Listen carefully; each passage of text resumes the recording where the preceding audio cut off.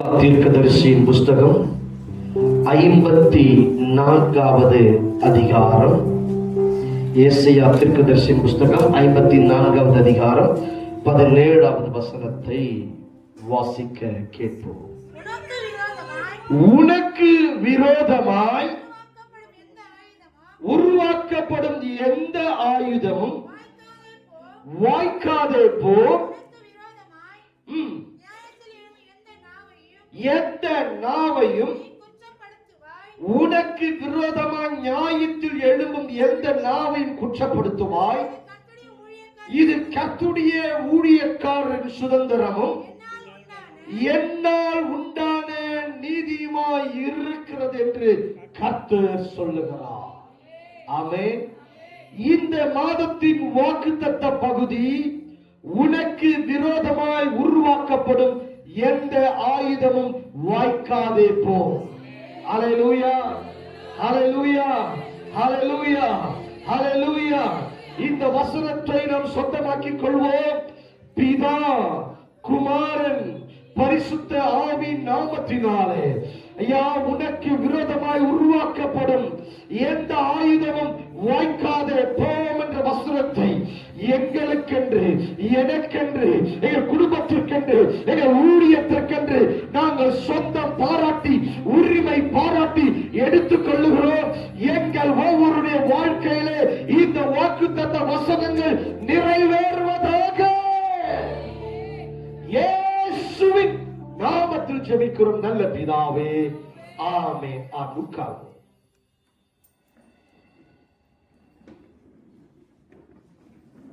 Jesus. Hallelujah. கர்த்தர் நல்லவர், கர்த்தர் நல்லவர். ஆமென். தேவன் தாமே இந்த நாளிலே அவர் நமக்கு கொடுத்திருக்கிற வாக்குத்தத்தமான வார்த்தை எடுத்து வாசிக்க கேட்போம். ஏசாயா 54:17. உனக்கு விரோதமாய் உருவாக்கப்படும் எந்த ஆயுதமும் வாய்க்காதே போ. அல்லேலூயா, அல்லேலூயா. உனக்கு விரோதமாய் உருவாக்கப்படும் எந்த ஆயுதமும் வாய்க்காதே போ. அல்லேலூயா. கர்த்தருடைய ஆவியானவர் சொல்லுகிறார். இந்த வார்த்தையை கொடுத்தவர், உனக்கு விரோதமாய் யார் வந்து நின்றாலும் சரி, கர்த்தர் அவர்களோடு கூட யுத்தம் பண்ணுவார். அல்லேலூயா, அல்லேலூயா. உனக்கு விரோதமாய் சில திட்டங்களை போடலாம், உனக்கு விரோதமாய் சில கண்ணிகளை வைக்கலாம், உனக்கு விரோதமாய் பல தந்திரங்களை செய்யலாம். ஆனால் அவைகள் ஒன்றும் வாய்க்காது. தேவன் அவைகள் ஒன்றுமே ஜெயம் தராதபடிக்கு கர்த்தரே முன்னணியிலே உனக்காய் நிற்பார். ஆமென். அல்லேலூயா, அல்லேலூயா. இந்த வசனத்தின் பகுதி சொல்லுகிறது, உனக்கு விரோதமாய் நியாயத்தில் எழும்பும் எந்த நாவையும் நீ குற்றப்படுத்துவாய். இது கர்த்தருடைய ஊழியக்காரரின் சுதந்திரமும் என்னால் உண்டான அவர்களுடைய நீதியுமாய் இருக்கிறது. அல்லேலூயா. யாருடைய சுதந்திரமா? யாருக்கு இந்த வாக்குத்தத்தம்? சொல்லுங்களேன் சத்தமா, சத்தமாக. யார் ஊழியக்காரர்கள்? யார் ஊழியக்காரர்கள்? லேவியராகமம் 25வது அதிகாரம் 55வது வசனம். இஸ்ரவேல் புத்திரர் என் ஊழியக்காரர், அவர்கள் நான் எகிப்து தேசத்திலிருந்து புறப்பட பண்ணினேன் என் ஊழியக்காரரே. அல்லேலூயா. யார் ஊழியக்காரரா? இஸ்ரவேல் புத்திரர். போட்டுதான் இருக்குதுங்க, பார்த்தாது சொல்லுங்க. ஏன் கூட்டி பாடம் இதை பார்த்து சொல்லுங்க. அல்லேலூயா. இஸ்ரவேல் புத்திரர் என் ஊழியக்காரர். ஆமென்.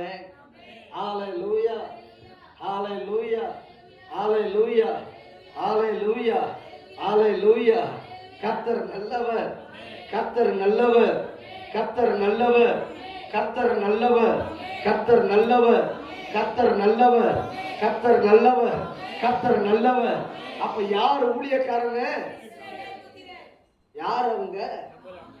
நீங்களும் நானும் தாங்க ஊழியக்காரங்க. அல்லேலூயா. நம்மை தான் கர்த்தர் சொல்லுகிறார், நம்மை தான் ஊழியக்காரன் என்று அழைக்கிறார். அப்ப என்ன? நமக்கு தான் இந்த வாக்குத்தத்தம், நமக்கு தான் இந்த ஊழியக்காரனுடைய சுதந்திரம். ஆமென். கர்த்தருடைய ஆவியானவர் சொல்லுகிறார், அறிந்து கொள், யாரோ ஒருவருக்கு இந்த வார்த்தை போகிறது. தேவன் இதுவரைக்கும் உங்களை போதித்து உங்களுக்கு ஆலோசனை கொடுத்து நடத்தி கொண்டு வந்தார். இத்தனை ஆண்டு காலம், இத்தனை மாதங்கள் அவர் உங்களுக்கு போதித்து ஆலோசனை கொடுத்து அவர் நடத்தி கொண்டு வந்தார். இனி அவர் உங்களுக்காக கிரியை செய்ய போகிற காலங்கள். கரங்களை தட்டி, இனி அவர் உங்களுக்காக அவர் கிரியை செய்ய போகிறார். அந்த கிரியையை நீங்கள் காண போகிறீர்கள். தேவன் உங்களுக்காக எழுந்து விட்டார் என்று சொல் என்று கர்த்தர் சொல்லுகிறார். உனக்காக, உனக்காக என் தேவன் எழுந்து விட்டார்.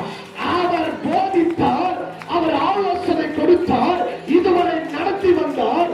இப்பொழுது அவர் கிரியை செய்ய போகிற காலம், அவர் கிரியை செய்ய போகிற நாட்கள். அவர் உனக்காக, உனக்காக கிரியை செய்யும்படி, செயல்படும்படி அவர் எழுந்து விட்டார். அல்லேலூயா, அல்லேலூயா. யார் ஊழியக்காரர்கள்? நீங்களும் நானும் தான் ஊழியக்காரர்களாய் இருக்கும். ஆமென். தேவனுடைய பிள்ளைகள், தேவனால் தெரிந்து கொள்ளப்பட்டவர்கள், தேவனுடைய பிள்ளைகள், தேவனால் தெரிந்து கொள்ளப்பட்டவர்கள், அவருடைய ஊழியக்காரர்கள். அல்லேலூயா. யாரை எடுத்து வல்லமையாய் பிரயோஜனப்படுத்துகிறாரோ, யாரை அவருக்கென்று பயன்படுத்துகிறாரோ. அல்லேலூயா. எனக்கு அப்பெல்லாம் ஒரு ஆசை, ரட்சிக்கப்பட்ட புதுசுல நாமளும் மைக்க பிடிக்கணும். அல்லேலூயா. ஆனா மைக் பிடிச்சா என்ன ஆகும்? அல்லேலூயா. எனக்கு ஆசை, நான் வொர்ஷிப் பண்ணணும், பிரசங்கம் பண்ணணும், இதெல்லாம் ஒரு வாஞ்சை. அல்லேலூயா. அல்லது வாஞ்சை எனக்குள்ள இருந்தபடியினால தேவன் தேர்ந்தெடுத்தார்.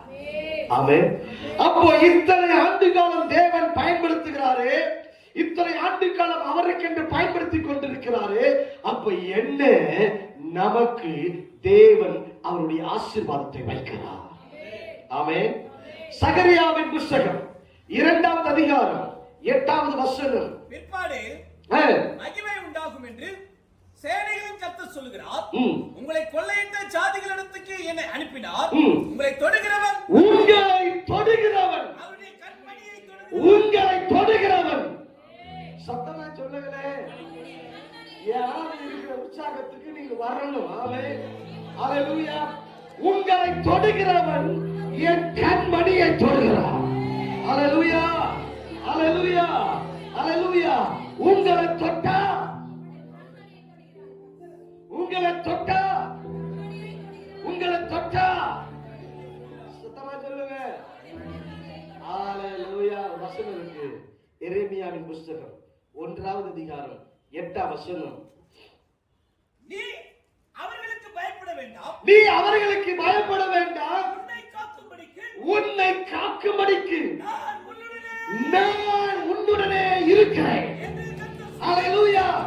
ஊழியக்காரர்கள் சுதந்திரம் என்று கர்த்தர் கொடுத்தாரே, உனக்கு விரோதமாய் உருவாக்கப்படும் எந்த ஆயுதமும் வாய்க்காதே போம் என்று சொல்லி உன்னை தொடுகிறவன் அவருடைய கண்மணியை தொடுகிறவன் சொன்னாரே.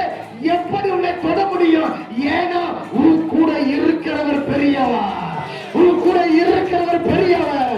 அவர் உன்னோடு கூட இருக்கிறார். நீ எங்க போனாலும் சரி, எங்க கடந்து சென்றாலும் சரி, வேலைக்கு போனாலும் சரி, காலேஜுக்கு போனாலும் சரி, தேவன் உன்னோடு கூட இருக்கிறார்.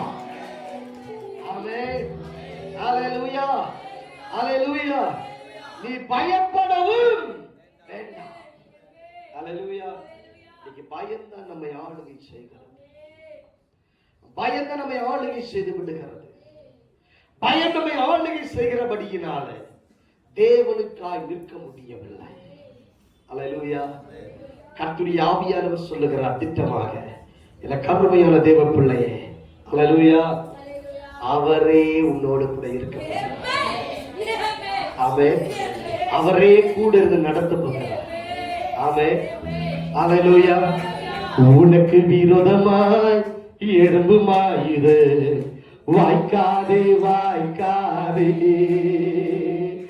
உனக்கு விரோதமாய் எழும்புமாயுது வாய்க்காதே வாய்க்காதே. ஒரு வழியாய் வருவான் எதிரி, 7 வழியாய் ஓடுவான். ஒரு வழியாய் வெட்கப்பட்டு போவதில்லையே, நீ வெட்கப்பட்டு போவதில்லையே, வெட்கப்பட்டு போவதில்லையே.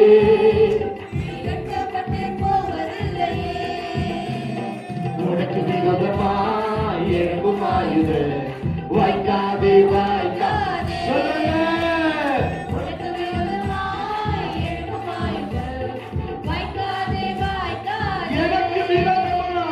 எனக்கு விரோதமாய் எழும்புமாயுது வாய்க்காதே வாய்க்காதே. பார்த்து சொல்லுங்க, உனக்கு விரோதமாய் எழும்புமாயுது வாய்க்காதே வாய்க்காதே. ஒரு வழியாய் வருவான் எதிரி, 7 வழியாய். ஒரு வழியாய் வருவான் எதிரி, ஒரு வழியாய் வருவான் எதிரி, ஒரு வழியாய் வருவான் எதிரி, ஒரு வழியாய் வருவான் எதிரி, ஒரு வழியாய்.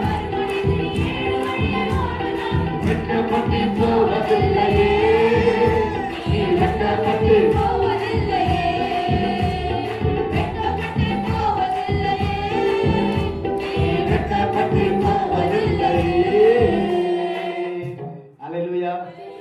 ஒரு வழியாய் வருவான். எத்தனை வழியா ஓடுவான்?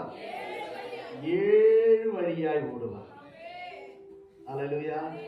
அது எனக்கு 7 வழி. நான் இந்த மெசேஜுக்கு வரல, ஆனா ஆவியான லீட் பண்றேன். எனக்கு மெசேஜ் கிடையாது. 7 வழி மெசேஜுக்கு. அது என்ன 7 வழி? இப்ப நீங்க எல்லாம் வந்தீங்க, ஒரு வழியில தான் வந்தீங்க. அது என்ன 7 வழி? ஒரு வழிதான் இருக்கும், ஆனா 7 வழி என்ன சோதரம்? ஐயோ, சொல்லு, தெரிஞ்ச சொல்லு, தெரியலாம். ஓகே, ஒரு வழியா இப்ப உள்ள வரும். அல்லேலூயா, பிரைஸ் தி லார்ட். இப்போ ஒரு உதாரணம் எடுத்துக்கங்க. இப்போ ஒரு பஸ்ல திடீர் தீப்பற்றி எரியுது. நான் இறங்குகிற வழியில் தான் இறங்குவோமா? என்ன செய்வாங்க? ஜன்னலை பிடிச்சி கதவை உடைச்சி எமர்ஜென்சி எக்ஸிட்டை உடைச்சி. அல்லேலூயா. ஃப்ளைட்ல கூட வச்சிருக்கிறான். என்னதுங்க? Emergency exit. அல்லேலூயா. அவசரத்துக்கு திறக்க முடியாது, திறந்து புஷ்ஷுன்னு போயிடுவோம். அல்லேலூயா. ஆனா என்னன்னா, எமர்ஜென்சி எக்ஸிட்டை உடைச்சிட்டு நீ பேராஷூட்டை போட்டுட்டு கீழே குதிக்கும். அல்லேலூயா. ஆனா அதே பாத்தீங்கன்னா விமானம், போர் விமானம் ஓட்டுறாங்க பாருங்க, அவங்களுக்கு ஒரு ஆப்ஷன் என்ன தெரியுமா? அது பட்டன் அழுத்தினாங்கன்னா சீட்டோட அப்படியே வருவாங்க, சீட்டோட பறப்பாங்க.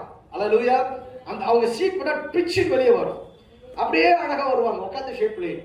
Price the Lord. அப்ப ஒவ்வொரு வழி அவன் அதுவே பஸ்ல ஒரு ஃபயர் ஏற்பட்டா எந்த வழியை பூந்து அவன் தப்பிக்கிறதுக்கு பாப்பான, தப்பிக்க முடியாது. அல்லேலூயா. ஒரு வழியாய் வருவான் எதிரி, ஒரு வழியாய் வருவான் எதிரி, 7 வழியாய் ஓடுவான். வெட்கப்பட்டு போவதில்லையே, நீ வெட்கப்பட்டு போவதில்லையே, வெட்கப்பட்டு போவதில்லையே, நீ வெட்கப்பட்டு போவதில்லையே. அல்லேலூயா, அல்லேலூயா. இங்கே வேதத்தில் ஒரு சம்பவம் உண்டு. இந்த உனக்கு விரோதமாய் உருவாக்கப்படும் எந்த ஆயுதமும் வாய்க்காத போம் என்று சொன்னார் அல்லவா? வேதத்தில் ஒரு சம்பவம் உண்டு. வேதத்தில் ஒரு மனுஷன் இருந்தான். அவனுக்கு விரோதமாய் எழும்பினவர்கள் நிலைமை, அவனோடு கூட கர்த்தர் எப்படி இருந்தார். ஆமென். தானியேலின் புஸ்தகம் 6வது அதிகாரம் 4ஆம் வசனத்தில் 9ஆம் வசனம் வரை வாசிக்க கேட்போம். அப்பொழுது பிரதானிகளும் தேசாதிபதிகளும் ராஜ்யத்தின் விசாரிப்பிலே தானியேலை குற்றப்படுத்தும்படி முகாந்திரம் தேடினார்கள். தானியேலை குற்றப்படுத்தும்படி முகாந்திரம் தேடினார்கள். ஆனாலும் ஒரு முகாந்திரத்தையும் குற்றத்தையும் கண்டுபிடிக்க அவர்களால் கூடாதிருந்தது. அவன் உண்மை உள்ளவனாய் இருந்தபடியால் அவன் மேல் சுமத்த யாதொரு குற்றமும் குறைவும் காணப்படவில்லை. அப்பொழுது அந்த மனுஷர், நாம் இந்த தானியேலை அவருடைய தேவனை பற்றிய வேத விஷயத்திலே குற்றப்படுத்தும் முகாந்திரத்தை கண்டுபிடித்தால் ஒழிய அவனை வேறொன்றிலும் குற்றப்படுத்தும் முகாந்திரத்தை கண்டுபிடிக்க கூடாது என்றார்கள். பின்பு அந்த பிரதானிகளும் தேசாதிபதிகளும் கூட்டம் கூடி ராஜாவினிடத்தில் போய் அவனை நோக்கி, தரியூர் ராஜாவே, நீர் என்றும் வாழ்க. எவனாகிலும் 30 நாள் வரையிலும் ராஜாவாகிய உம்மை தவிர எந்த தேவனையானாலும் மனுஷனையானாலும் நோக்கி யாதொரு காரியத்தை குறித்து விண்ணப்பம் பண்ணினால் அவன் சிங்கங்களின் கெபியிலே போடப்பட ராஜா கட்டளை பிறப்பித்து உறுதியான தாக்கீது செய்ய வேண்டும் என்று ராஜ்யத்தினுடைய எல்லா பிரதானிகளும் தேசாதிபதிகளும் பிரபுக்களும் மந்திரிமார்களும் தலைவர்களும் ஆலோசனை பண்ணி கொண்டிருந்தார்கள். ஆதலால் இப்பொழுதும் ராஜாவே, மேதியருக்கும் பெர்சியருக்கும் இருக்கிற மாறாத பிரமாணத்தின்படியே அந்த தாக்கீது மாற்றப்படாதபடி நீர் அதை கட்டளையிட்டு அதற்கு கையெழுத்து வைக்க வேண்டும் என்றார்கள். அப்படியே அல்லேலூயா. நல்ல கவனிக்கணும். இங்கே ஒரு தேவ மனுஷனுக்கு விரோதமாக சதி திட்டம் தீட்டுகிறார்கள். அவனை குற்றம் கண்டுபிடிக்கலாம் என்று பார்க்கிறார்கள். ஒரு குற்றத்துக்குரிய முகாந்தாரம் அவரிடத்தில் இல்லை. இப்ப இவர்களே ஒரு குற்றத்தை உருவாக்க வேண்டும். இப்ப என்ன யோசிக்கிறாங்க? அவன் வணங்குகிற தேவனுடைய விஷயத்திலே என்ன செய்யலாம்? குற்றம் கண்டுபிடிக்கலாம் என்று சொல்லி அவன் வணங்க கூடாது. 30 நாள் அளவு யாரை வணங்குறாங்க? ராஜாவை வணங்க வேண்டும். ஆகவே அவர்கள் அதற்குரிய ஒரு காரியத்தை, ஒரு சட்டத்தை நியமிக்கிறார்கள். ஏதோ சாதாரணமான ஆட்கள் இல்ல, தலைவர்கள், பிரதானிகள், தேசாதிபதிகள், மந்திரிகள் அப்படின்னு சொல்லிட்டு எல்லாரும் கூட்டம் கூடி, அல்லேலூயா, அவனை அழிக்க, அவனுடைய சகாப்தத்தை முடிக்க அவங்க என்ன எல்லாம் தானியேலை கொன்று போட வேண்டும். தானியேலை அழிக்கணும். ஏன்னா அவன் தான் ஞானத்திலே விசேஷித்தவனாய் செயல்பட்டுக் கொண்டிருக்கிறான். இதெல்லாம் இவர்களால் பொறுத்துக் கொள்ள முடியல. எல்லாரை பார்க்கலும் சாமர்த்தியம் உள்ளவனாய் இருக்கிறான். தேவ பிள்ளை அப்படிதான் இருக்கும். ஆமென் சொல்லுங்க. தேவனுடைய பிள்ளை எல்லாத்துலயும் டேலண்டா இருக்கும். ஆமென் சொல்லுங்க. அல்லேலூயா, அல்லேலூயா. இங்கு தானியேல் எல்லாவற்றிலும் சாமர்த்தியம் உள்ளவனாய் இருக்கிறான். இதையெல்லாம் பார்க்கும் பொழுது இவங்களுக்குள்ள என்ன ஆகுதுங்க? என்ன வந்துருச்சுங்க இப்ப? அல்லேலூயா. இப்ப பொறுக்கல, இவனை கொன்று போட வேண்டும். அதற்கு ஒரு குற்றத்தை கண்டுபிடித்து ஒரு குற்றத்தை உருவாக்குகிறார்கள். அல்லேலூயா. வாசிப்போம் 10ஆம் வசனம். தானியேலும் என்றால் அந்த பத்திரத்துக்கு கையெழுத்து வைக்கப்பட்டது என்று அறிந்த போதிலும், அந்த பத்திரத்திற்கு ராஜாவை தவிர வேறு ஒருவனை வணங்க கூடாது என்று கையெழுத்து போடப்பட்டுச்சு அப்படின்னு சொல்லிட்டு தெரிந்த பின்பு, அல்லேலூயா, வாசிங்க. தன் வீட்டுக்குள்ளே போய் தன் மேலறையிலே மேலறையிலே எருசலேமுக்கு நேராக பலகணிகள் திறந்திருக்கு. ஏங்க பலகணிகள் திறந்திருக்கு வசனம் வருது? அல்லேலூயா. பலகணிகள் திறந்திருக்கு. அங்கே தான் முன் செய்து வந்தபடியே தினம் 3 வேளையும், அல்லேலூயா, அவன் ஜெபம் ஒழுங்கிருந்தது. 3 வேளை ஜெபிக்கிறான். அல்லேலூயா. 3 times அவன் ஜெபிக்கிறான். பலகணிகள் திறந்து ஜெபிக்கிறான். மற்றவர்கள் பார்த்தா பார்க்கட்டும், நான் என் தேவனுக்கு உண்மையா இருக்கிறேன். நான் என் தேவனுக்கு என்று கொடுக்கிற நேரத்தை சதி திட்டம் போடலாம், என் ஜெபத்தை அணைக்க முடியும். அல்லேலூயா, அல்லேலூயா. நான் சொல்றேன்ல, தெரிஞ்சுக்கொள்ளுங்க. நீ ஜெபிப்ப வீட்டுல, நீ வேதம் வாசிப்பாய், உனக்கு ஜெபிக்கிறதுக்கு தடை வருதா? ஜெபிக்க கூடாதுன்னு சொல்றாங்களா? ஜெபிக்க வேண்டாம் சொல்றாங்களா? அறிந்து கொள், அப்பதான் பிரேயருக்கு பவர் இருக்கு தெரிஞ்சுக்க. அல்லேலூயா. உன் பிரேயருக்கு பவர் இருக்கு. உன்னுடைய ஜெபத்துல ஏதோ ஒன்று நடக்குது, ஆனா உனக்கு தெரியாது. ஆனா தடை வரும். ஜெபிக்க கூடாது என்று கட்டளை வரும். ஜெபிக்க கூடாது என்று சிலர் பேசுவார்கள். அதை கண்டுகொள்ள வேண்டாம். நீ அந்த நேரத்தில் ஜெபத்தை நிறுத்திட்ட வச்சுக்க. அது சாத்தான் பண்ற தந்திரம். உன் ஜெபத்தை முடக்க பார்க்கிறான். ஏன் தெரியுமா? நீ ஜெபிக்க ஜெபிக்க அவனுடைய கிரியைகள் அழிகிறது. நீ ஜெபிக்க ஜெபிக்க ஏதோ ஒன்று நடக்கிறது. அவனால தாங்க முடியல, அவனால தாங்கிக்க முடியல. ஏதோ ஒரு மாற்றம் நடக்குது, ஏதோ ஒரு தடை வருது, ஏதோ ஒரு அற்புதம் நடக்குது, ஏதோ ஒரு விடுதலை நடக்குது. அதை பார்க்கிறாங்க. யாரு ஜெபிக்கிறாங்க? இவங்க ஜெபிக்கிறாங்க, அதனால தான் நடக்குது. அந்த ஜெபத்தை நிறுத்த பார்ப்போம். தானியேல் பாருங்க, அந்த பத்திரத்துக்கு கையெழுத்து வைக்கப்பட்டாச்சுன்னு தெரிஞ்சும் அவன் முன் செய்து வந்தபடியே அவன் போய் ஜெபிக்கிறான். அல்லேலூயா, அல்லேலூயா. அவன் முன் செய்து வந்தபடியே அவன் ஜெபிக்கிறான்.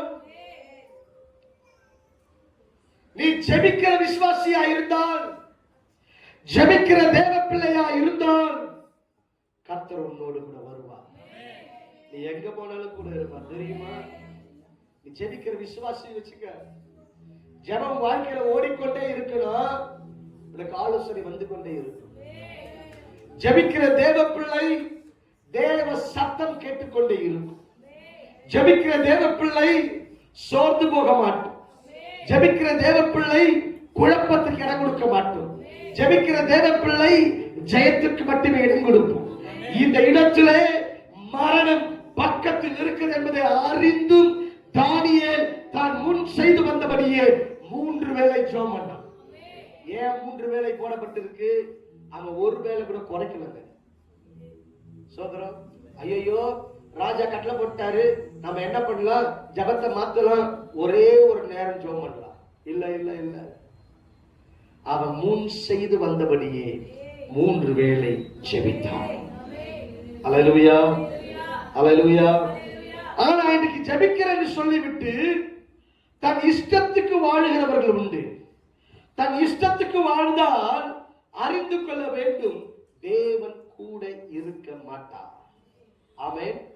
தன் இஷ்டத்துக்கு ஜெபிக்கிற பிள்ளை, தன் விருப்பத்திற்கு, நான் பல தடவை சொல்லுவேன், சுயம் சாகணும்.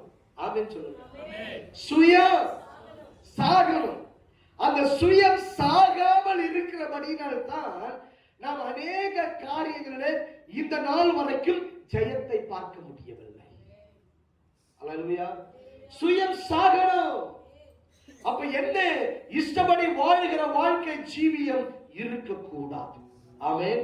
தானியேல் புத்தகம் 6வது அதிகாரம் 11-12. அப்பொழுது அந்த மனுஷர் கூட்டம் கூடி, இப்ப அந்த கூட்டம் கூடி வராங்க. தானியேல் தன் தேவனுக்கு முன்பாக ஜெபம் பண்ணி விண்ணப்பம் செய்கிறதை கண்டார்கள். பின்பு அவர்கள் ராஜாவுக்கு முன்பாக வந்து ராஜாவின் தாக்கீதை குறித்து, எந்த மனுஷனாகிலும் 30 நாள் வரையில் ராஜாவாகிய உம்மை தவிர எந்த தேவனையானாலும் மனுஷனையானாலும் நோக்கி யாதொரு காரியத்தை குறித்து விண்ணப்பம் பண்ணினால் அவன் சிங்கங்களின் கெபியிலே போடப்பட வேண்டும் என்று நீர் கட்டளை பத்திரத்தில் கையெழுத்து வைத்தீர் அல்லவா? நீர் அந்த பத்திரத்தில் கையெழுத்து வைத்தீர் அல்லவா என்றார்கள். அதற்கு ராஜா, அந்த காரியம் மேதியருக்கும் பெர்சியருக்கும் இருக்கிற மாறாத பிரமாணத்தின்படி உறுதியாக்கப்பட்டதே என்றார். அப்பொழுது அவர்கள் ராஜாவை நோக்கி, சிறை பிடிக்கப்பட்ட யூதேய தேசத்தின் புத்திரரில்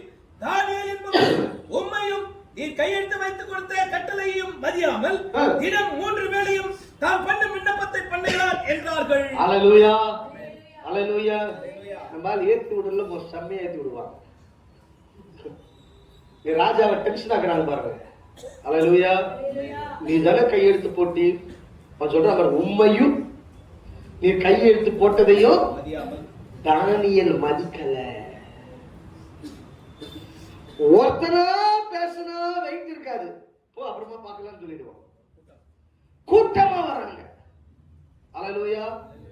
கூட்டமா வந்து பேசுறாங்க, அப்ப தப்பிக்க முடியாதுல்ல. அல்லேலூயா. கூட்டமாய் வந்தார்கள். 14:15 ராஜா இந்த வார்த்தைகளை கேட்டபோது தன்னில் மிகவும் சஞ்சலப்பட்டு, நல்லா கவனிக்க, ராஜா வந்து கொஞ்சம் சஞ்சலப்பட்டு தானியேலை காப்பாற்றும்படி, இப்ப அவன் காப்பாற்றும்படி யோசிக்கிறான், என்னென்னமோ பண்ணி பார்க்கறான் காப்பாற்றும்படி. அவன் பேரில் தன் மனதை வைத்து அவனை தப்புவிக்கிறதற்காக சூரியன் அஸ்தமிக்க மட்டும் சாயந்திரம் வரைக்கும் பிரயாசப்படுறாங்க, ஏதாவது ஒரு சான்ஸ் கிடைக்குமா. ஆனா இவங்க என்ன சொல்றாங்க தெரியுமா? வாசிங்க. அப்பொழுது அந்த மனுஷர் ராஜாவினிடத்தில் கூட்டமாய் வந்து, ராஜா கட்டளையிட்ட எந்த தாக்கீதும் கட்டளையும் மாற்றப்படக்கூடாது என்பதை, மாற்றப்படக்கூடாது. கையெழுத்து போட்டாச்சு, சீல் வச்சாச்சு, அதை மாற்றக்கூடாது. அல்லேலூயா. அதுல எவ்வளவு ராஜாவோட இவங்க ஸ்ட்ராங்கா இருக்கிறாங்க. ஸ்தோத்திரம். ஆனா ராஜா யோசிக்கிறான், எப்படியாவது அவனை காப்பாற்ற வேண்டும், எப்படியாவது அவனை மீட்டெடுக்க வேண்டும், எப்படியாவது தானியேலுக்கு நன்மை செய்ய வேண்டும். ராஜா அதற்குரிய காரியத்தில் அவன் முயற்சி எடுக்கிறான். ஆனா இவர்களோ என்ன சொல்றாங்க? கூட்டமாய் கூடி வந்து உங்களையும் அவமானப்படுத்திட்டான், நீங்க போட்ட கட்டளையை அவமானப்படுத்திட்டான், ஆனா கட்டளையை மாற்ற முடியாது. ஏன்னா அது யாருங்க? மோதியருக்கும் பெர்சியருக்கும் பிரமாணமா இருக்கிறது. ஆகவே நீ அதை மாற்ற முடியாது. அல்லேலூயா, அல்லேலூயா. கர்த்தர் நல்லவர், கர்த்தர் நல்லவர். நடந்து என்ன? 16 வசனம். அப்பொழுது ராஜா அவர்கள் தானியேலை கொண்டு வந்து அவனை சிங்கங்களின் கெபியிலே போட்டார்கள். இப்பொழுது சிங்கம் கெபியிலே தானியேலை போட்டார்கள். அல்லேலூயா. ராஜா என்ன சொல்றான்? தானியேலை நோக்கி வாசிங்க. ராஜா தானியேலை நோக்கி, ராஜா தானியேலை நோக்கி, நீ இடைவிடாமல் ஆராதிக்கிற உன் தேவன் அல்லேலூயா மரணத்துக்கு நியமித்து சிங்கத்தின் கபியிலே போடுகிற ஒரு மனுஷனை காப்பாற்றும்படி பிரயாசம் பண்ண அந்த ராஜா அவனுக்குள்ளே எத்தனை காரியங்களை யோசித்தாலும் கடைசியா சொல்றான், நீ வணங்குற தெய்வம் உன்னை தப்புவிப்பாரையா? அந்த கூட்டமாய் வந்தவங்களுக்கு கூட தேவன் யார் என்று தெரியவில்லை. ஆனால் இந்த ராஜாவிற்கு ஐயா தானியேல் வணங்குகிற தெய்வம் யார் என்று தெரிந்தபடினால அவன் சொல்லி அனுப்புறான். பாருங்க, மரண தண்டனை கொடுக்கிறாங்கன்னா என்ன சொல்லுவாங்க? நீ கட்டளைக்கு கீழ்ப்படியில, அதனாலதான் மரண தண்டனை சொல்லுவாங்க. ஆனா இந்த ராஜா சொல்லி அனுப்புறான், அல்லேலூயா, நீ இடைவிடாமல் ஆராதிக்கிற உன் தேவன் உன்னை தப்புவித்தார். ஆமென், ஆமென். உன்னை தொடுகிறவன் சும்மா விடுவாரா? அல்லேலூயா. வாசிப்போம் 20வது வசனம். ராஜா கெபியின் கிட்ட வந்தபோது துயர சுத்தமாய் தானியேலை கூப்பிட்டு, தானியேலே, ஜீவனுள்ள தேவனுடைய தாசனே, நீ இடைவிடாமல் ஆராதிக்கிற உன் தேவன் உன்னை சிங்கங்களுக்கு தப்புவிக்க வல்லவராய் இருந்தாரா என்று கேட்டான். ஐயா சொல்லி அனுப்பினவன் இப்ப கேட்கிறான், சொல்லி வாழ்த்தி அனுப்பினவன் இப்ப கேட்கிறான். ராஜா கெபியின் கிட்ட வந்து துயர சத்தமாய் தானியேலை கூப்பிட்டு எப்படி கூப்பிட்டுருப்பாங்க? எப்படி கூப்பிட்டுருப்பாங்க? தானியேலே இருக்கிறியா? தானியேலே. அல்லேலூயா. அவன் சொல்ற ஸ்டேட்மெண்ட் தான் இங்க மெயினா பார்க்கணும். ஜீவனுள்ள தேவனுடைய தாசனே. அல்லேலூயா. அப்ப அவர் ஜீவனுள்ள தேவன் என்பதை அறிந்து கொண்டார். அல்லேலூயா. ஆனா சொல்ற பாருங்க, இடைவிடாமல் ஆராதிக்கிற, நீ இடைவிடாமல் ஆராதிக்கிற. அல்லேலூயா. இப்ப தானியேல் என்ன சொல்லுகிறான் வாசிங்க. அப்பொழுது தானியேல், ராஜாவே, நீர் என்றும் வாழ்க, நீர் என்றும் வாழ்க, சிங்கங்கள் என்னை சேதப்படுத்தாதபடிக்கு, சிங்கங்கள் என்னை சேதப்படுத்தாதபடிக்கு தேவன் தம்முடைய தூதனை அனுப்பி அவைகளின் வாயை கட்டி போட்டார். அதே என்றால் அவருக்கு முன்பாக நான் குற்றமற்றவனாய் காணப்பட்டேன், ராஜாவாகிய உமக்கு முன்பாகவும் நான் நீதிகேடு செய்ததில்லை என்றார். அல்லேலூயா. எப்ப உனக்கு விரோதமாய் உருவாக்கப்படும் ஆயுதம் வாய்க்காதே போம் என்றால், இங்கே தானியேலுக்கு விரோதமாய் ஒரு ஆயுதம் உருவாக்கப்பட்டது. சிங்கங்கள் கவியில போட்டாங்க, சிங்கங்களின் வாயை கட்டி போட்டாரு. அப்ப சொல்றான், ஏன் என்றால், ஏன் கட்டி போட்டார் தெரியுமா? ஏன் இப்படி காத்தார் தெரியுமா? அங்க சொல்றான் பாருங்க, நான் குற்றமற்றவனாய் காணப்பட்டேன், நான் நீதிகேடு செய்ததில்லை. அல்லேலூயா, அல்லேலூயா. குற்றமற்றவனாய், யாருக்கு இந்த வாக்குத்தத்தம் சொந்தமாகும்? குற்றமற்றவனாய் இருக்கிற தேவனுக்கு ஒரு நீதிகேடு செய்யக்கூடாது. இவங்க எல்லாம் பண்ணுவாங்களா? ஆண்டவர் இறங்கி வரணும். அல்லேலூயா. இவங்க எல்லாம் செய்வாங்களா? தேவன் வாயை கட்டி போடணும். எப்படி கட்டி போடுறா? அல்லேலூயா. சொல்ற பாருங்க, குற்றமற்றவன், நீதிகேடு ஒன்றும் செய்யவில்லை. அல்லேலூயா. உன்னை தொட முடியாது, உன்னை டச் பண்ண முடியாது. ஏன்னா உன்னை தொட்டா அவரை தொடுகிறது போல, உன்னை டச் பண்ணா அவருடைய கண்மணியை தொடுவது போல விடுவாரா? அல்லேலூயா, அல்லேலூயா. அப்ப கர்த்தருடைய யுத்தம் என்ற இந்த இடத்துல வாசிப்போம். 24வது வசனம். தானியேலின் மேல் குற்றம் சாட்டின மனுஷரையோ என்றால், மனுஷரையோ என்றால் ராஜா கொண்டு வர சொன்னார். ராஜா கொண்டு வர சொல்லுகிறான். அவர்களையும் அவர்கள் குமாரரையும், நல்ல கவனி, அவர்களையும் அவர்கள் குமாரரையும் அவர்கள் மனைவிகளையும் சிங்கங்கள் கெபியிலே போட்டார்கள். அவர்கள் கெபியின் அடியிலே சேரும் முன்னே சிங்கங்கள் அவர்கள் மேல் பாய்ந்து அவர்கள் எலும்புகளை எல்லாம் நொறுக்கி போட்டது. ஹalleluya. கரங்களை தட்டி ஆமென். ஐயா, கர்த்தருடைய யுத்தம் என்ன தெரியுமா? உன்னை தொட்டவுடைய குடும்பத்தை என்ன பண்ணுவாரு? ஹalleluya. praise the lord. என்ன ஆண்டவரே, அதுதான் இங்க கர்த்தருடைய யுத்தம் பாருங்க. ஒரு தானியேலுக்கு விரோதமா எழும்பினாங்க. அவன் குமாரன், அவன் குமாரத்தி, மனைவி எல்லாரும் என்ன பண்றாங்க? கொண்டு வந்து சிங்கக்கேபியில போட சொல்றாரு. அல்லேலூயா. மோசேக்கும் ஆரோனுக்கு விரோதமாய் எழும்பி பேசின பொழுது பூமி இரண்டாய் பிளந்தது. அவர்களையும் அவர்கள் வேலைக்காரரையும் பிள்ளைகளையும் அவருடைய மனைவிமார்களையும் அவர்கள் வீட்டையும் அவர்கள் பொருட்களையும் ஆடு மாடுகளையும் விழுங்கி போட்டது. அல்லேலூயா. தேவன் எங்க அடிக்கான்னு தெரியாது. நம்ம விழிப்பாயிடணும், நம்ம விழிப்பாயிடணும். ஏன் திடீர்னு பிள்ளைகளை தொடுறாரு? ஏன் திடீர் கணவனை தொடுறாரு? ஏன் திடீர் இந்த நாசம்? செக் பண்ணி பாரு. அல்லேலூயா. அதுல எங்கேயாவது தேவ கோபம் இருக்கிறதா? எங்கேயாவது தேவனை கோபப்படுத்தி இருக்கிறோமா? அதை நாம் ஆராய்ந்து பார்க்க வேண்டும். அல்லேலூயா, அல்லேலூயா. வாசிப்போம் 6வது அதிகாரம் 25, 26. இப்ப ராஜாவாகிய தரியு தேசத்தில் இருக்கிற எல்லா குடிகளுக்கும் ஒரு செய்தியை கொடுக்கிறார். வாசிங்க. பின்பு ராஜாவாகிய தரியு தேசமெங்கும் குடியிருக்கிற எல்லா ஜனங்களுக்கும் சாதியாருக்கும் பாஷைக்காரருக்கும் எழுதினது என்னவென்றால் உங்களுக்கு சமாதானம் பெருக கடவுது.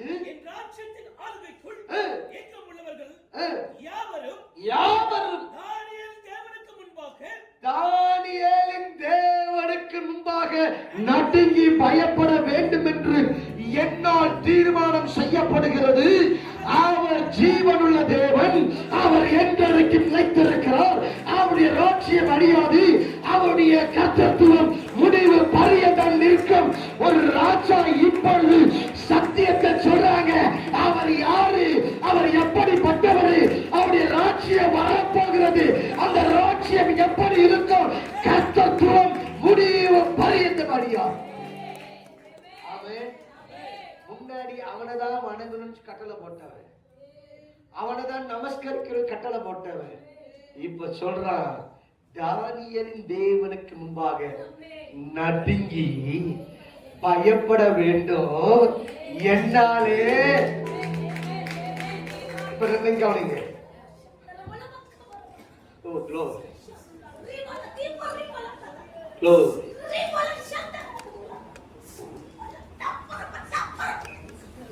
Thank you, Holy Spirit.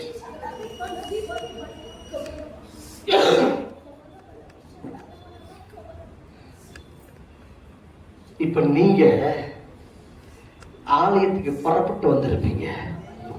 போறவர் ஆலயத்துக்கு போறப்பாரு நீ பேசியிருப்பாங்க, உங்களை ஏளனமா பேசியிருப்பாங்க. ப்ராஃபஸி. அல்லேலூயா. இது தீர்க்க தரிசனம். அல்லேலூயா. அவங்க சொல்லுவாங்க, சிஸ்டர், பிரதர், எந்த சர்ச்சுக்கு போறீங்க? நாங்க வரணும், நாங்க வரணும். ஏன்னா நீங்க வணங்குற தெய்வம் ஜீவனுள்ளவர். ஐயா, நீர் வணங்குகிற கர்த்தர் ஜீவனுள்ளவர். இதுவரை உங்களை ஏளனமா பார்த்தவங்க இனி உங்களை பார்த்து நடுங்க போறாங்க. ஏன் தெரியுமா? அது தேவனால் வருகிற ஒரு நடுக்கம். அது தேவன் உண்டாக்குற நடுக்கம். அது தேவனால் உண்டாக்கப்படுகிற ஒரு பயம். ஆமென், ஆமென், ஆமென், ஆமென். ஹல்லேலூயா. நீ பேக மாட்டும்போது பேக மாட்டிட்டு போறா பாரு, வெள்ளை துணிய போட்டு போறா பாரு, இப்படி போற அப்படி போறான்னு பேசிருக்கலாம். ஹலோ, உங்களை எப்படியாவது பேசிருக்கட்டும். ஆனா ஈரி நடுங்கி பயப்படுவான். ஓ க்ளோரி. இந்த வார்த்தையை சொந்தமாக்கிக் கொள்ளுங்க. இந்த வார்த்தையை ரிசீவ் பண்ணிக்கங்க. இந்த தீர்க்கதரிசன வார்த்தையை உங்களுக்கு சொந்தமாக்கிக் கொள்ளுங்க. கரங்களை தட்டி, தலைக்கு மேல கரங்களை தட்டி இந்த வார்த்தையை சொந்தமாக்கிக் கொள்ளுங்க. ஓ க்ளோரி. ஒன்று, தானியேலின் வாழ்க்கையில் அவர் இப்படி அறிக்கை செய்தார். இனி தானியேலை பார்க்கிறவர்களால் தானியேலின் தேவன் யாருன்னு தெரியாது, ஆனா தானியேலை தெரியும். தானியேலே, நீ வணங்குற தேவன் யாருப்பா? அவர்தான் யெகோவா, அவர்தான் கர்த்தர், அவர்தான் இயேசுவா, அவர்தான் ஐயா. நான் அவரைத்தான் வணங்குகிறேன். ஹல்லேலூயா, ஹல்லேலூயா. Praise the Lord, praise the Lord. இன்னொரு வசனத்தை வாசிப்போம். யெசாயா தீர்க்கதரிசி புத்தகம் 41வது அதிகாரம் 8ஆம் வசனம் 9ஆம் வசனம் வாசிக்க கேட்போம். என் தாசனாகிய இஸ்ரவேலே, நான் தெரிந்து கொண்ட யாக்கோபே, என் சிநேகிதனான ஆபிரகாமின் சந்ததியே, நான் பூமியின் கடையாந்தரங்களிலிருந்து உன்னை எடுத்து அதன் எல்லைகளிலிருந்து அழைத்து வந்து, நீ என் தாசன், நான் உன்னை தெரிந்து கொண்டேன், நான் உன்னை வெறுத்து விடவில்லை என்று. நான் உன்னை வெறுத்து விடவில்லை. அல்லேலூயா. சில வேளை நீங்கள் நஷ்டங்களை பார்க்கலாம், சில கண்ணீரின் பாதையில போகலாம், சில வேதனின் பாதையில போகலாம். ஒருவேளை ஆண்டவர் கைவிட்டு விட்டாரோ என்று சொல்லி நீங்கள் நினைக்கலாம். ஒருவேளை இந்த சூழ்நிலைக்குள் நீங்கள் நினைக்கலாம், ஒருவேளை ஆண்டவர் எங்களை கைவிட்டு விட்டாரா? ஆண்டவர் எங்களோடு கூட இருந்தால் இது சம்பவித்திருக்காது. இன்றைக்கு தேவன் சொல்லுகிறார், நான் உங்களை வெறுத்து விடவில்லை, நான் உங்களை வெறுத்து விடவில்லை. கரங்களை தட்டி ஹல்லேலூயா. நான் உங்களை வெறுத்து விடவில்லை. என் ஜனமே, என் தாசனே இஸ்ரவேலே, நான் உன்னை வெறுத்து விடவில்லை.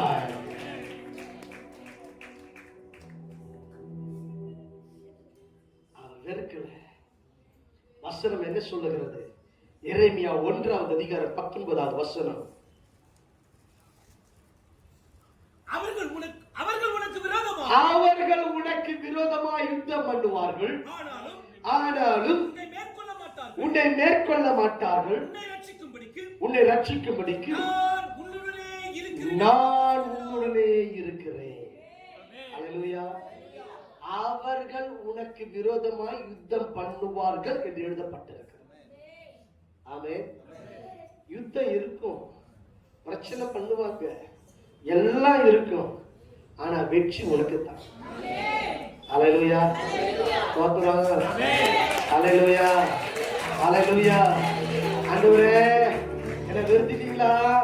ஐயோ, இது சகிக்க முடியலையே. இல்ல இல்ல இல்ல இல்ல, அவங்க என்னதான் பண்ணட்டும், ஆனா உன்னை மேற்கொள்ள முடியாது. உன்னை தொடுகிறவன் என் கண்மணியை தொடுகிறார்.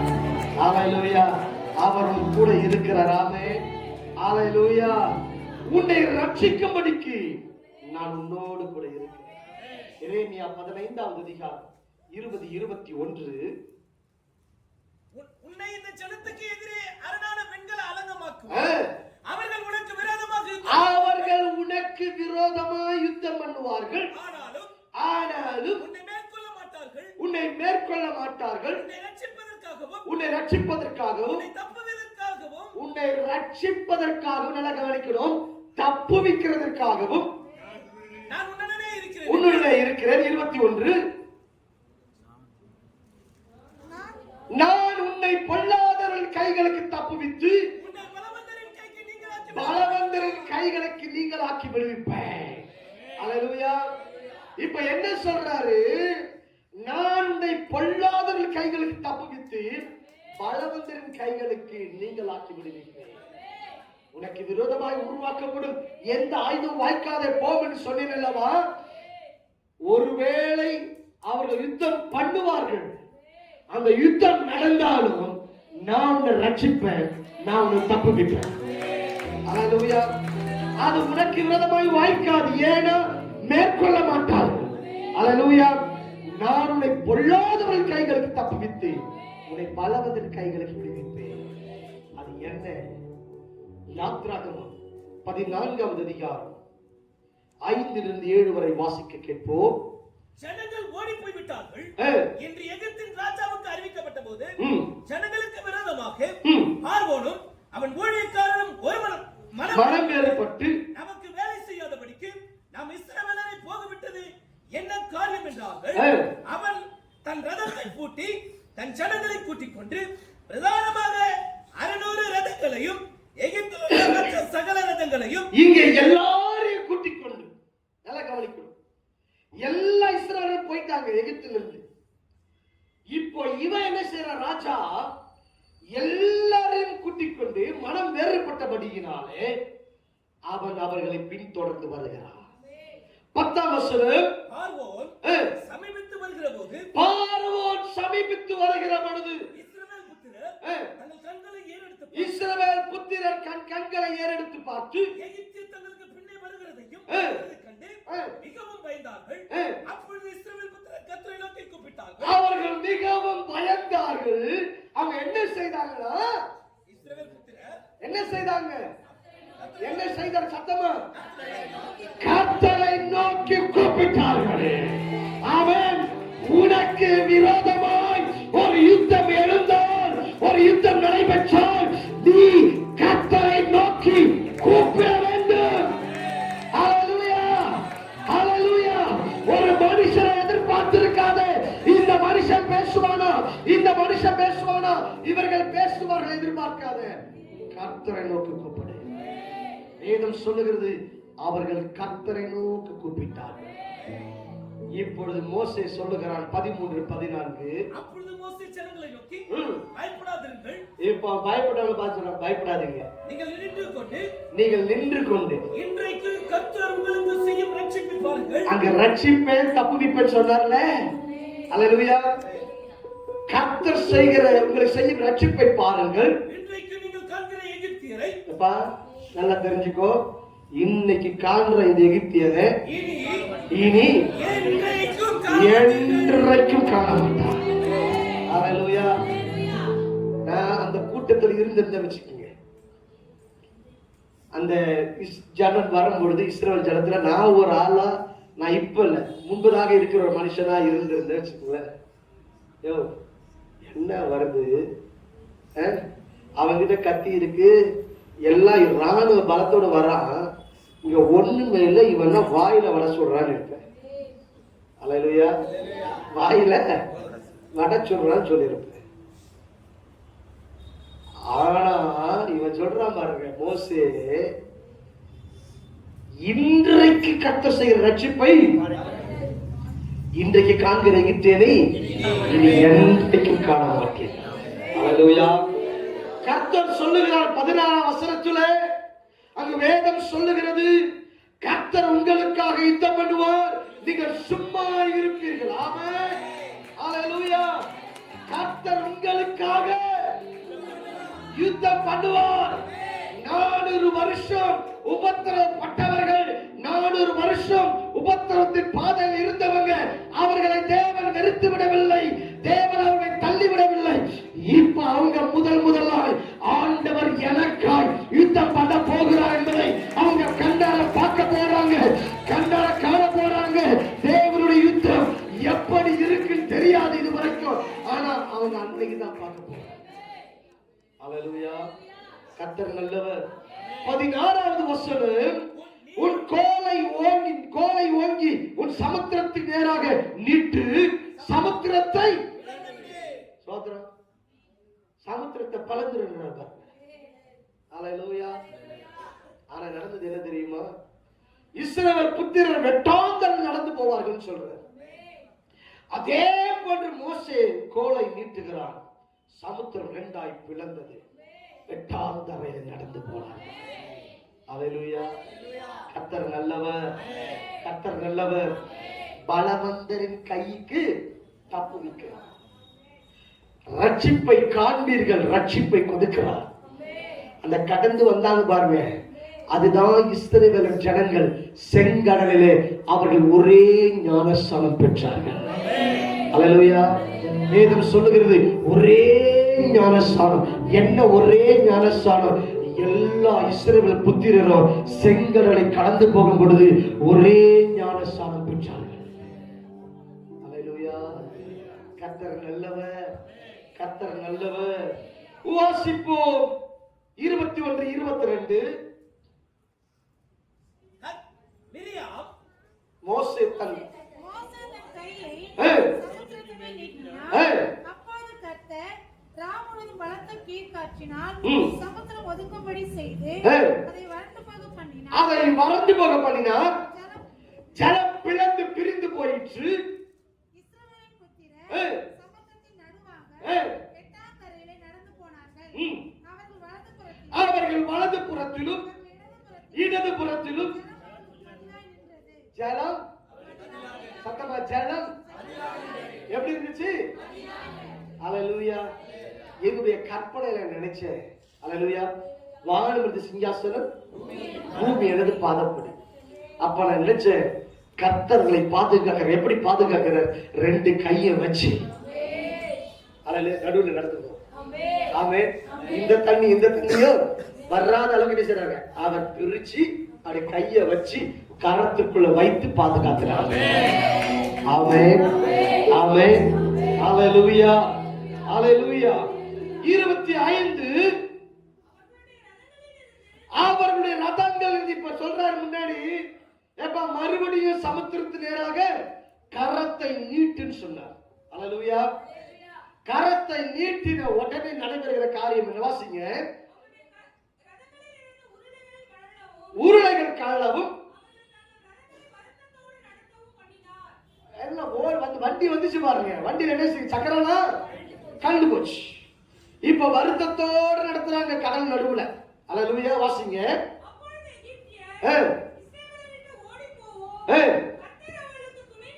இதெல்லாம் கர்த்தர் அவர்களுக்கு துணை நின்று, கர்த்தர் பால்ராஜுக்கு துணை நின்று அவனுக்கு விரோதமாய் எழுப்பினவருக்கு விரோதமாக யுத்தம் பண்ணுகிறார் என்று. அல்லேலூயா.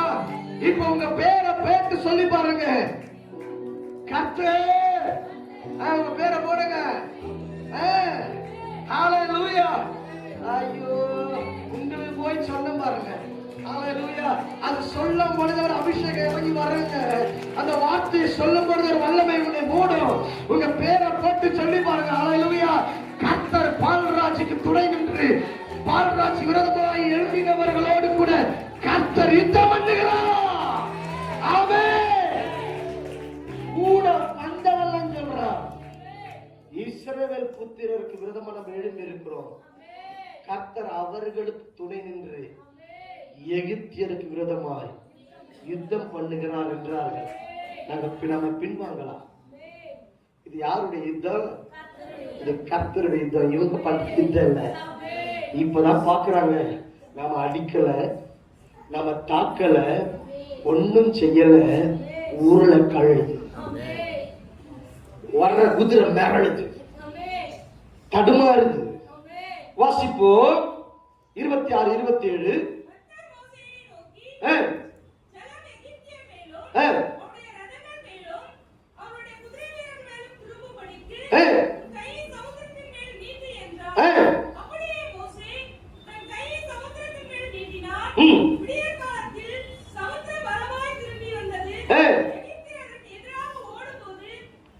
கர்த்தர் அவர்களை கடலின் நடுவிலே கவிழ்த்து போட்டார். ஆமென். ஹalleluya. ஹalleluya. இதுதான் கர்த்தருடைய யுத்தம். உனக்கு விரோதமாய் உருவாக்கப்படும் எந்த ஆயுதமும் வாய்க்காதுன்னா அவர் வந்து முன்னின்று அவர் பாதுகாப்பார், யுத்தம் பண்ணுவார். ஆமென். வாசிப்போம் கடைசியாக ஏசாயா 54:15. இதோ உனக்கு விரோதமாய் கூட்டம் கூடினால் அது என்னாலே கூடுகிற கூட்டம் அல்ல. எவர்கள் உனக்கு விரோதமாய் கூடுகிறார்களோ அவர்கள் உன் பட்சத்தில் வருவார்கள். எவர்கள் உனக்கு விரோதமாய் கூடுகிறார்களோ அவர்கள் உன் பட்சத்தில் வருவார்கள். ஹalleluya. ஹalleluya. கூடுற என்ன செய்வாய் போய் நீ? சோதரா. ஹalleluya. ஹalleluya. கூடவே இருந்தா குடி தோண்டுவாங்க, கூடவே இருந்தா சதி திட்டம் பண்ணுவாங்க.